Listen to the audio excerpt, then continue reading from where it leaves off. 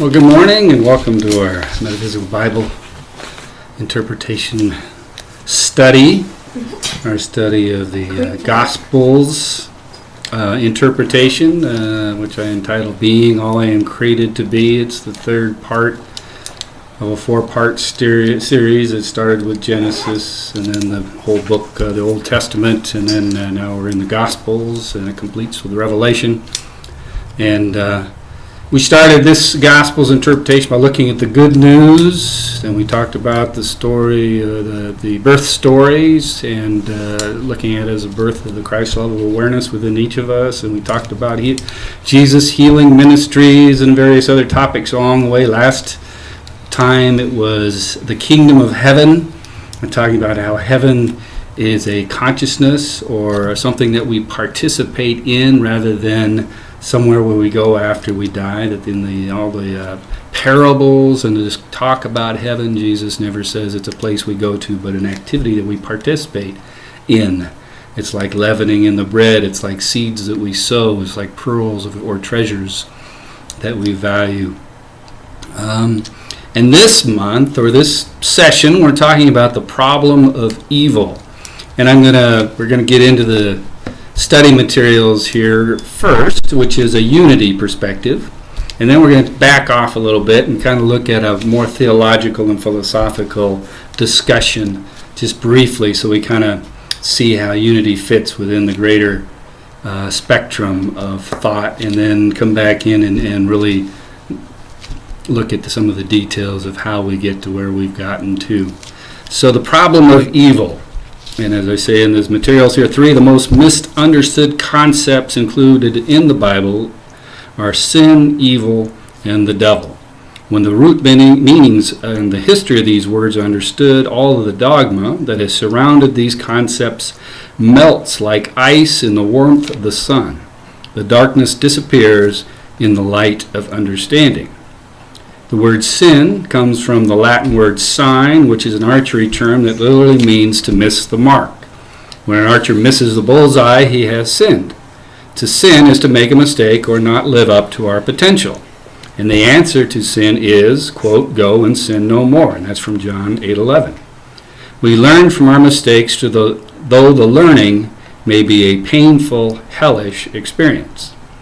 The beginning of the awareness of evil is symbolized by the Garden of Eden story, where Adam eats of the fruit of the tree of the knowledge of good and evil. Adam becomes aware of the possibility for something other than good, God, which we call evil.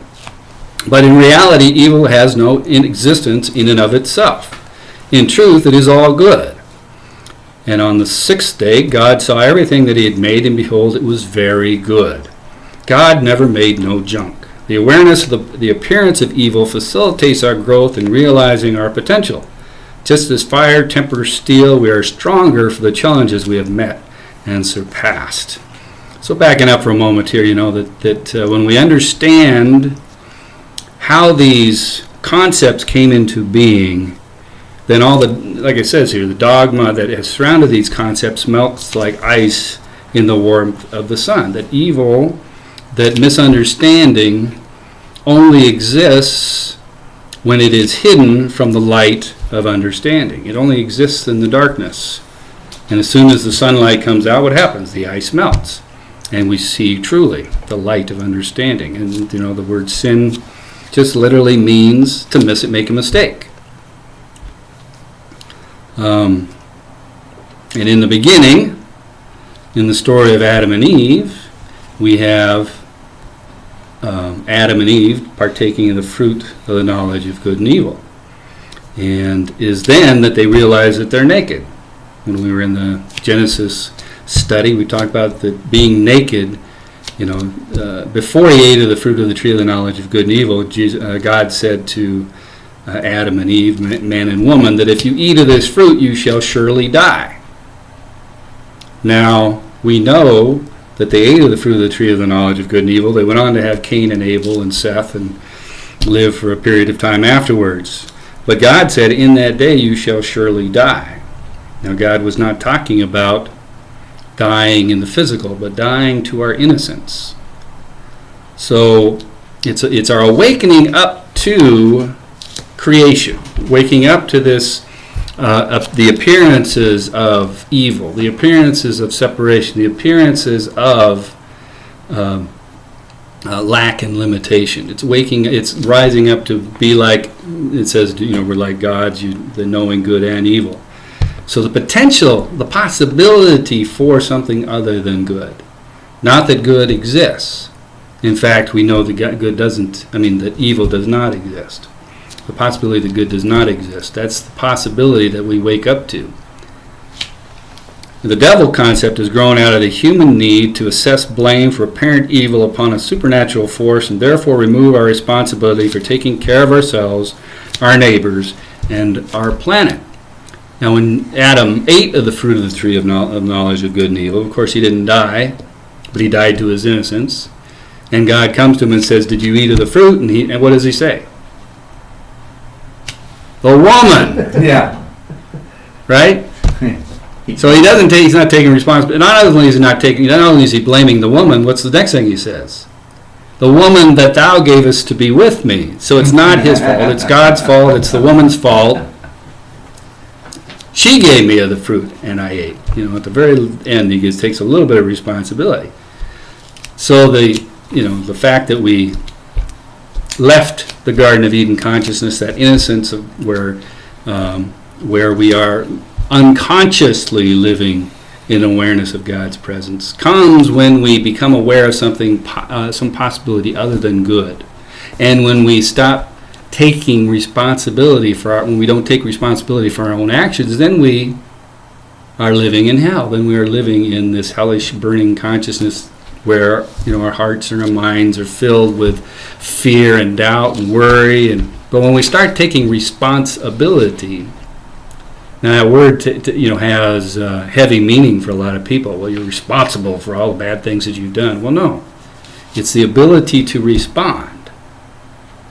What we've done to words is incredible. The ability to respond versus reacting. Responding in love versus reacting in fear. That's what responsibility is. Taking responsibility for ourselves is to be able to come from God, to come from love. And of course, in John, the letter of John, 1 John 4:16, those who abide in love abide in God, and God abides in them, for God is love.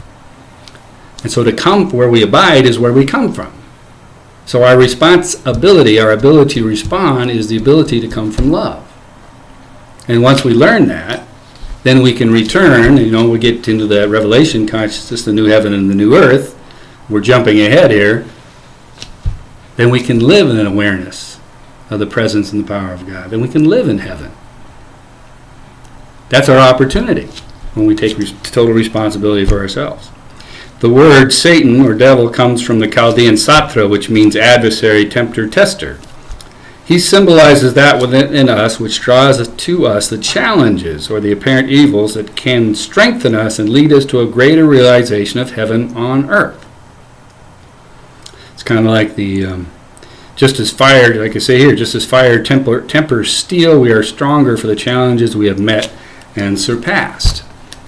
So when we go through those challenges, when we have that opportunity to be in hell and to, as Jesus spent 3 days going through hell and then was resurrected, we all have to go through that hellish experience in order to be resurrected.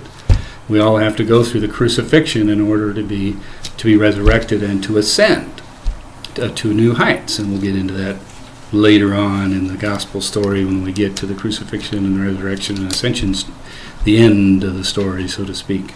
Actually, it's not the end, it's just the new beginning. But we'll talk about that when we get there. That we have to go through those experiences in order to become stronger in what we believe, to be stronger in who we are. And to know that we can go through whatever we have to go through and still be responsible for ourselves, to respond in love. To have that ability to respond in love no matter what we're going through. Like I often say, if we're just because we're sick or we have a pain, right? We don't have to make everybody else sick or to be a pain, right? Just because I have a pain doesn't mean I have to be a pain. I can be loving and kind and generous in the midst of whatever I'm going through. And it's just the physical body that's going through whatever it's going through. And the physical is only one minor part of us. That we are so much more than a physical body. We have a mind and a heart which transcends the physical body, that can move it around and tell it what to do and how to think and how to feel. And then we are so much more than our thoughts and our feelings, but we are a spirit that is aware that we have thoughts and our feelings. We have, in the ancient Hebrew or ancient Hindu, they call it the oversoul, that which is aware that we are aware. So we're not only aware, but we are aware that we are aware. The Old Testament, Satan was a member of God's heavenly host, and during the period of the Babylonian captivity, the Israelites were exposed to the dualistic Zoroastrian religion. This influence spurred the development of the Satan concept into the New Testament diablo, or devil, and the belief that we are locked in the struggle between the forces of darkness and the forces of light that pervades traditional and fundamental Christianity. If we look at the Old Testament, Satan doesn't really show up. If you've watched, there was the Temptation of Christ movie that came out, and in the garden, you have Satan, and then you also have Satan in Satan was not in the Garden of Eden. We had the serpent, and the serpent stands for the wisdom that comes from sense consciousness. The serpent is a wisdom symbol. If you look at the American Medical Association symbol, what is it? It's a pair of serpents that symbolize wisdom. It's an ancient symbol for wisdom, and that's how it's. But in this case, it's the wisdom. It crawls along the ground, and it's the wisdom of sense consciousness versus the wisdom that comes from intuition or from spiritual awareness. So Satan doesn't actually, you have the word sattva coming forth, but it's usually the adversary, the tester, the tempter, that which tests us. But it's not until the book of Job that Satan all of a sudden takes on an individual persona, if you will. And Satan comes to God and says, that your servant Job, he worships you and he gives obligations to you, but if you just gave him a few plagues and a few bad, he's going to curse you. And he puts Job to the test. And God said, before this, it was God that did everything, right? God rained fire and brimstone. God made everything to happen. They had no concept of there being something separate from God prior to the Babylonian captivity. And then we have this intertestamental story called from the book of Job that comes from ancient sources but was adopted by the Old Testament writers because it had some, had God acting within it, and it was all about the fact that bad things can happen and yet we're going to be okay in the end as long as we keep our devotion to God. That's the book of Job. And they were going through some pretty tough times. They had to rebuild the kingdom, and then they were conquered by the Greeks, and then conquered by the Romans, and so this was a story that supported them through those times. And then in the New Testament, of course, Satan all of a sudden takes on a physical, a separate from God sort of experience. That's the appearance. Like I said, this influence spurred the development of the Satan concept into the New Testament diablo or devil, and the belief that we are locked in the struggle between the forces of darkness and the forces of light that pervades traditional and fundamental Christianity. This is contrary to the teachings of Jesus, who clearly says that this belief is the starting point for all error because there is no truth in him. And that's from John 8:44. I'm going to go to that real quick here. I think I've got that. Oops, I don't have it locked in, do I?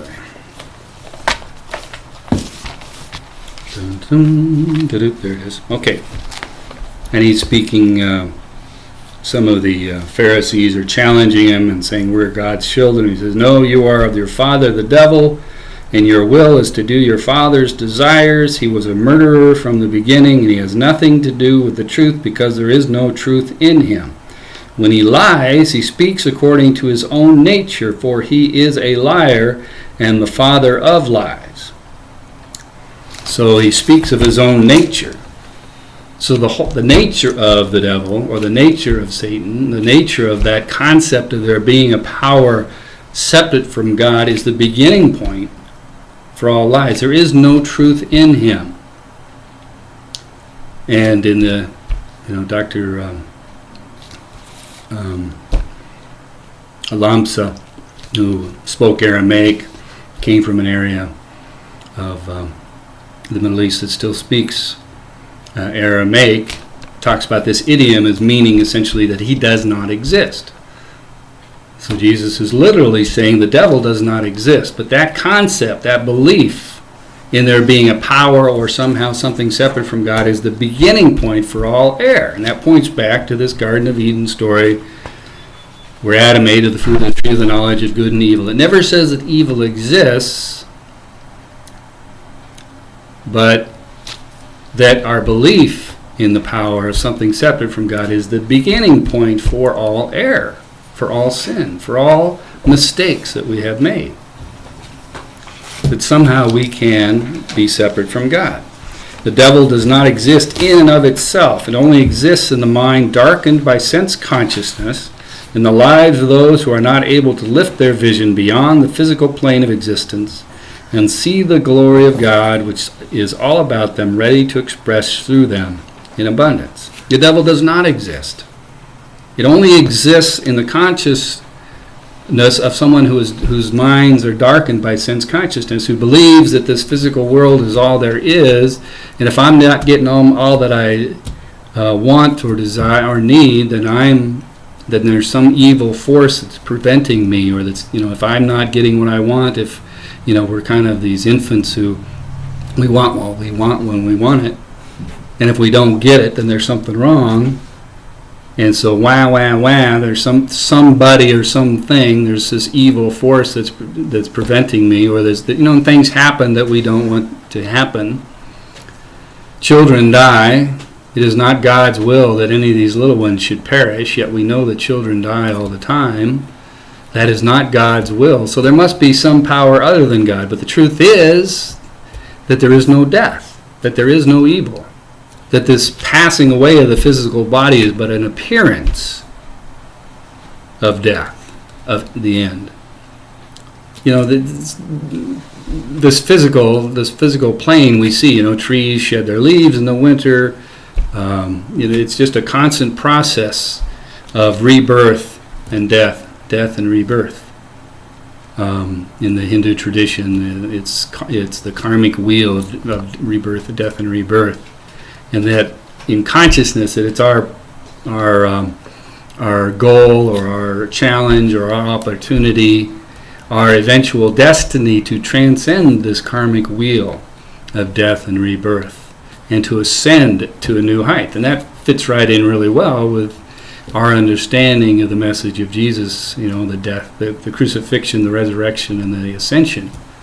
That we have to let go of this belief in the physical world as being the only true reality, and then we can be resurrected into a new life and then ascend into a whole new realm of existence. What that is, I'm not exactly sure. Do we pass beyond this third dimensional plane? Well, it's hard to know for sure. I don't remember what happens after death or what happened before I was born. All I can do is work in this plane of existence. Those are nice things to think about. So how does that work with us in our daily life? Is the question that we can answer. So I want to go quickly into what we would call the problem of evil in a theological and a philosophical sense, and this is from some stuff that I got in my research. It says the existence of evil and suffering in our world seem to pose a serious challenge to the belief in the existence of a perfect God. If God were all-knowing, it seems that God would know about all the horrible things that happen in our world. If God were all-powerful, God would be able to do something about all of the evil and suffering. Furthermore, if God were morally perfect, then surely God would want to do something about it. And yet we find that our world is filled with countless instances of evil and suffering. These facts about evil and suffering seem to conflict with the orthodox theist claim that there exists a perfectly good God. The challenge posed by this apparent conflict has become known as the problem of evil. So why does God allow bad things to happen? Why do good things happen, or bad things happen to good people? Or even worse, why do good things happen to bad people, right? Why do bad things happen to good people? Why does God allow suffering? Why does God, if God is omnipotent, all-knowing, or all-powerful, and omniscient, all-knowing, then God certainly knows that there's evil in the world, and that God has the power to change it, and yet God doesn't change it. So God must not be good. Either that or God isn't omnipotent or omniscient, right? If you assume that there is evil. So all four of those things cannot be true at the same time, according to the theologian. The atheologian. I'm sure the atheologian is somebody who debates theology. The atheist doesn't believe in God. I had to figure out the difference between those two. I was thinking they were the same. But an atheologian is somebody who debates the existence of God, whereas an atheist just believes that there is no God. So theologians would say that God is all-knowing, God is all-powerful, and God is all good. And then the fourth thing, that evil exists. Now how can all four of those exist at the same time? The atheologian says, well, God is not all-powerful or all-knowing or all good if evil exists. And the theologian they have a lot of different understandings. One is the free will defense. Well, part of this good is that man has free will, and that man has the choice whether to exist in good or to exist in evil. And God's creation of persons with morally significant free will is something of tremendous value. God could not eliminate much of the evil and suffering of this world without thereby eliminating the greater good of having created persons with free will with whom he could have relationships and who are able to love one another and do good deeds. So this free will idea, that is the greater good. And then there's this concept of divine omnipotence. Omnipotence is the power to do anything that is logically possible. The fact that God cannot do the logically impossible is not a genuine limitation of God's power. Can God create a round square? Can God make 2 + 2 = 5? Can he create a stick that is not as long as itself? Can he make contradictory statements true? Can he make a rock so big that he can't lift it? So these ideas of divine omnipotence and the concept of going along with the concept of free will. And then there's the evolutionary defense. Human beings are unfinished, and in the midst of being made all that God intended them to be, the long evolutionary process made humans into a distinguishable species capable of reasoning and responsibility, but they must now as individuals go through a second process of spiritualization or soul making, during which they become children of God, which is starting to get into alignment with unity. That we are unfinished, that we're going through a process, and to a certain extent, that is, what we've been talking about, how we go through an evolutionary process from the beginning of being totally unconscious of our oneness with God, coming into a consciousness of ourselves as individual beings, being given free will, and then through that free will, then we become conscious and live in a conscious awareness of that presence and that power of God, no longer subject to laws, to having to have external laws to control our behavior, but being responsive to those natural, divine, omnipotent laws that cause us to be good, loving, caring, nurturing individuals. And that is part of the journey. And then the other part when we think of the problem of evil, as we talk about it. I forgot to get my books over here. All right. as we talk about it in unity, is the concept of absolute and relative, which we'll get more into in the lesson today, but I wanted to share a little bit from, I got a lot of stuff here, but I'm going to try to leave some time for conversation. I just lost my place in that one, so I'll do this one. All right. So evil, that which is not of God. This is from the Revealing Word, which is a compilation of Charles Fillmore's writings. Charles Fillmore, the co-founder of Unity.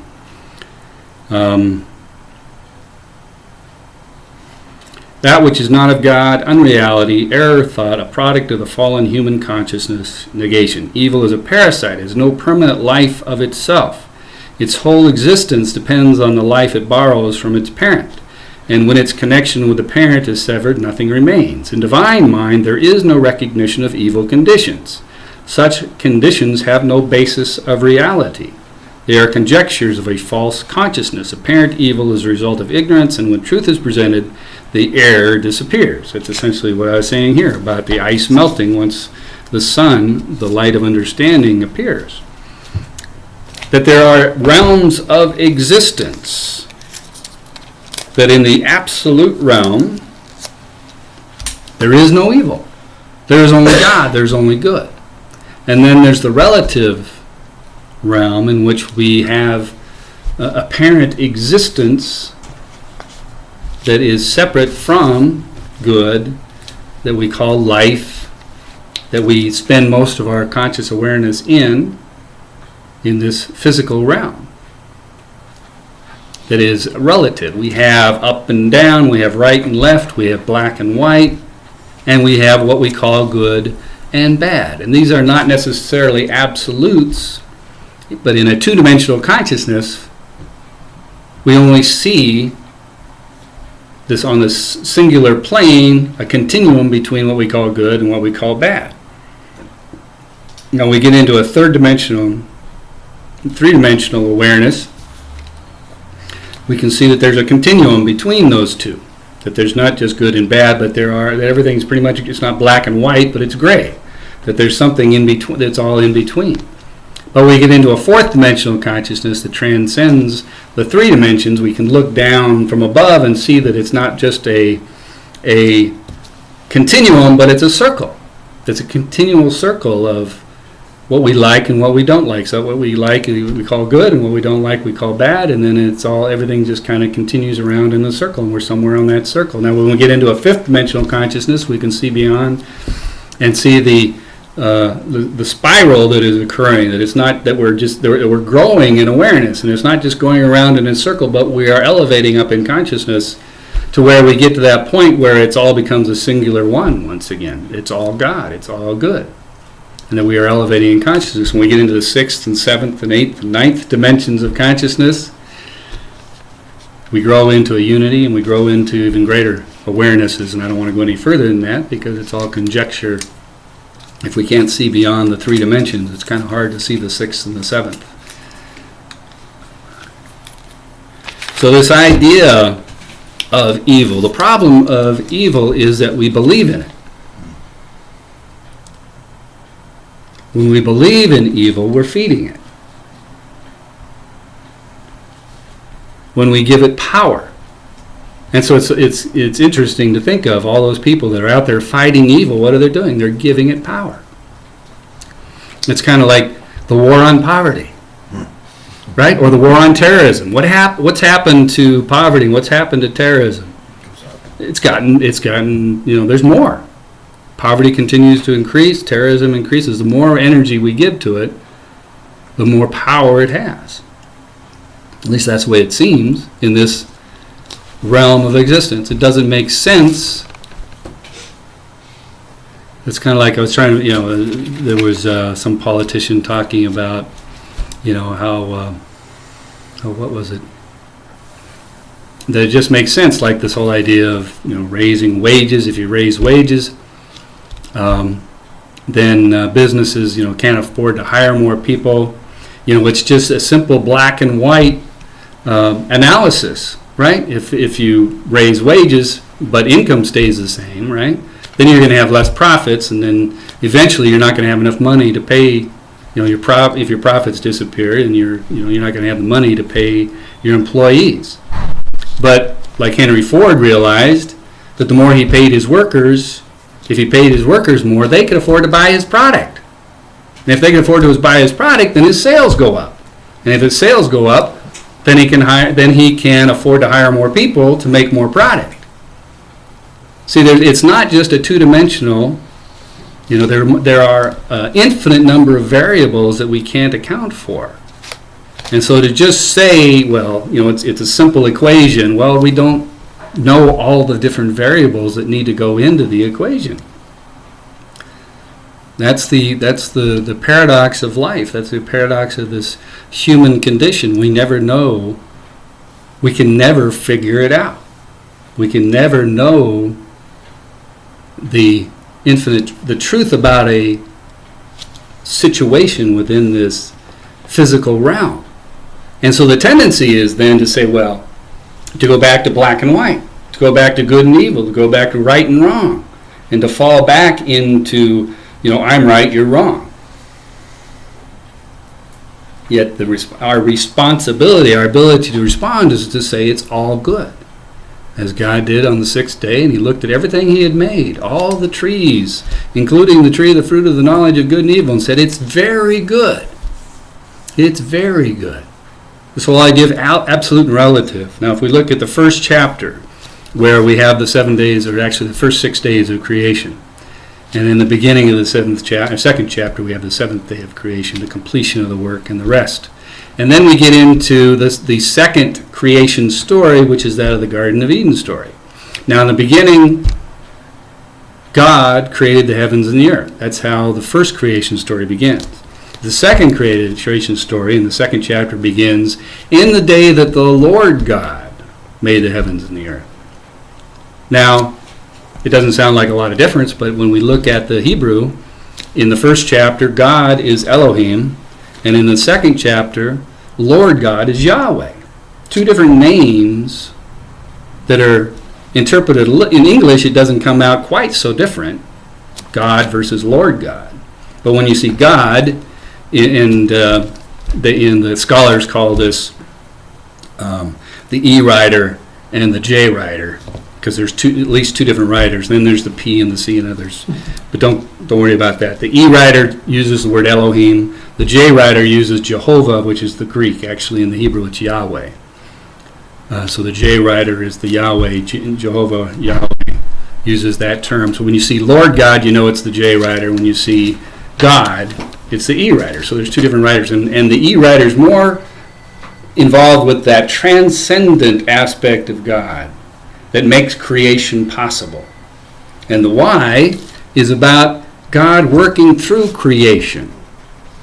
The J rider, the Yahweh, right? The Lord God, took the dust to the ground and created man and woman and, set them up about their tasks of naming the animals and tending the garden, and is involved in creation. So it's that immanent aspect of God that's involved within creation. And then the Elohim is that transcendent aspect of God that makes creation possible, that creates, that creative power. So it's the transcendent and the immanent. It's the absolute and the relative. So on an absolute level, there is no evil. There is only good. But on a relative level, we have these experiences that we don't like that we call evil. You're going to ask a question? What's the difference between the two, and what's the same between the two? Because the two are the same because there's only one God. There's only one God, exactly. So what is the difference between the explanation of what is and what isn't? The difference is our level of experience of it. This is a framework for understanding. That's what unity metaphysics and classical metaphysics gives us. Frameworks for understanding the absolute in relative terms. So Jesus speaks in parables, earthly stories with heavenly meanings. So he's giving us stories that we can relate to and say, oh, okay, well, God, the kingdom of heaven is like a treasure that's buried in a field, and if I find it, then I give up, I sell everything I have and go buy that field. Okay, well, yeah, I can see, we can relate to that. By interpretation? Because your interpretation might be different than theirs. Exactly. Exactly. Everybody's interpretation is going to be different because we're all different. We all come from different backgrounds and different understandings.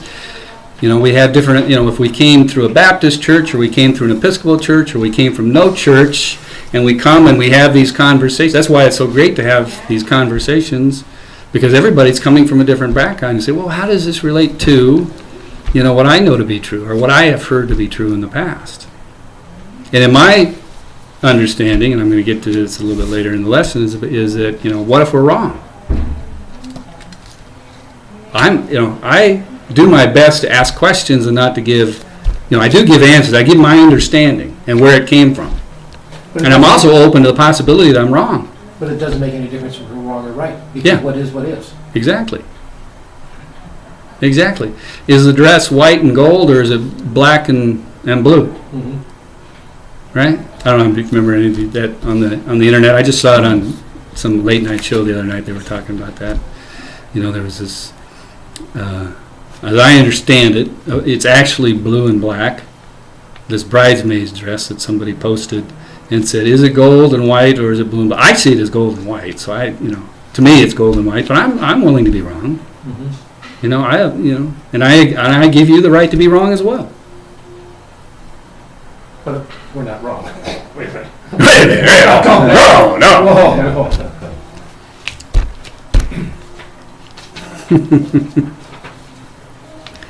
There's always more questions, though. There's always more questions. You always have more questions. And that's the number one question. Can we live with the question? The answer is yes. A lot of people can't. A lot of people can't live with the question. I have to have answers. I'm going to take the answers that somebody gives me that feels right. Right. And that's their right. Their right to be wrong.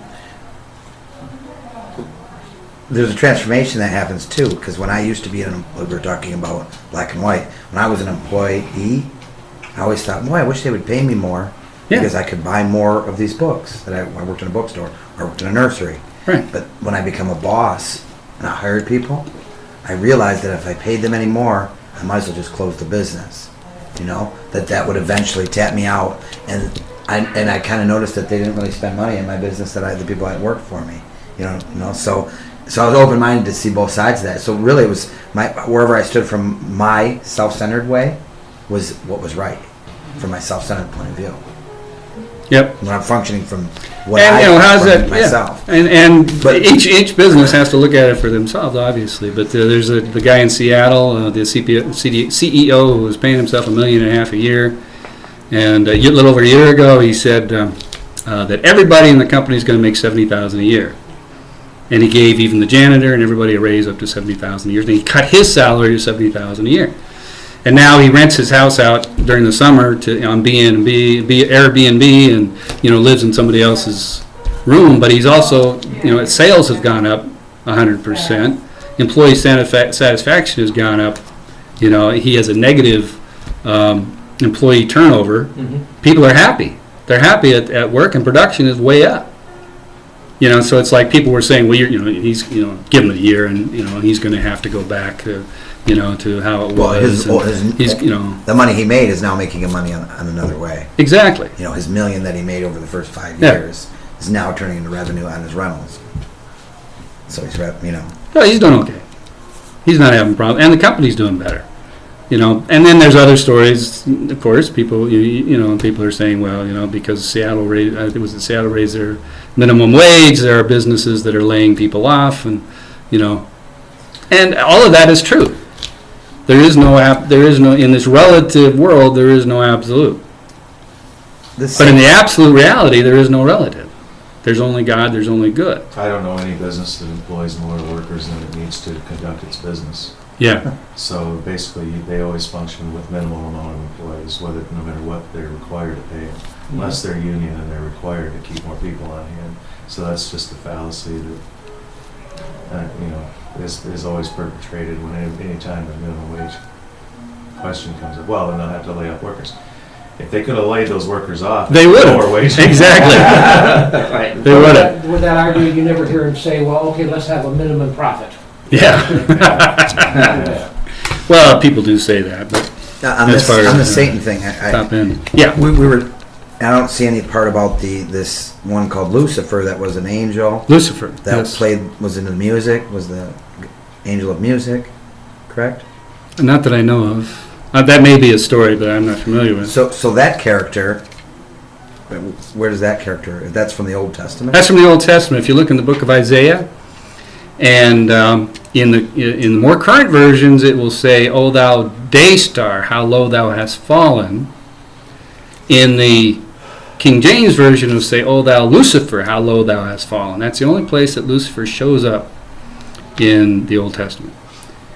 Lucifer is the Hebrew Chaldean name for that morning star that's on the horizon that you see at the first break of day. And so that's why they have changed it from Lucifer to day star in the more recent versions. And if you go into the book of Revelation, they call Jesus, or the risen Christ, the morning star. It's the same symbology. So is it Lucifer or is it the Christ? It depends upon whether you are in the Old Testament consciousness or Revelation consciousness. So Lucifer, and then there has been stories that have been built up around Lucifer because that people caught on. Oh, Lucifer has fallen. So Lucifer is the name of the fallen angel. So that is something that is extra biblical. This whole concept of Lucifer being the fallen angel. But that's where it comes from. So that idea of a fallen angel is not in the Old Testament. Correct. Yeah, we owe most of what we know about heaven and hell and Lucifer and the devil and Satan from Dante's Inferno. What is it? There's the paradise, there's the Inferno, and then there's Purgatorio. The Divine Comedy is the name for the whole writing that includes that. But I mean, it comes from traditions that started being that really are post Constantine, 4th, 5th, 6th century is when we start really getting this dogma of hell being somehow a punishing place. In the Old Testament, it's a Sheol. The 139th Psalm, even though I make my bed in Sheol, thou art there. The darkness is as a light to thee. There is no concept of purgatory. There is no concept of fire and damnation. In the New Testament, the word hell is Gehenna, which literally means the Valley of Henna. The Valley of Henna was outside of Jerusalem. It's where the city dump was, and they were burning the trash, and the stink and the smell and the heat and such. When he said, the fires, people would understand that feeling, of being queasy and sick, and and the smell and the experience. And it has nothing to do with, I think there's only one place where it talks about. Where there's a comment about being after death, but usually it's in other circumstances that people experience that Gehenna, have that Gehenna experience. Satan. Let's see now. Evil. The word evil in the Old Testament comes from a word that means hurtful or worthless. And from the Greek, worthless or foul or flawed. From the poneros, or paneros. So evil is that which is flawed, that which is not perfect. In reality, in the absolute reality, it's all good, it's all perfect, it's all good, it's all perfect. But in the in the relative experience in the material human world, we experience things that we don't believe are perfect, and so they're hurtful, they're harmful, and we have suffering and pain. And the reality is that those things have no existence in and of themselves. That doesn't mean we don't do anything about it in the relative plane. But we realize we have the choice whether to live in hell or the consciousness of hell. Whether to believe in the good and to be agents. I like to call myself an agent for conscious evolution. An ACE, right? Agent for conscious evolution. An ACE pilot. to assist people to realize the good and not to be looking at the apparent evil. So let's, we're getting close to the end of our time here. Let's go ahead and bring this conversation to a close and give thanks for this opportunity to be here. And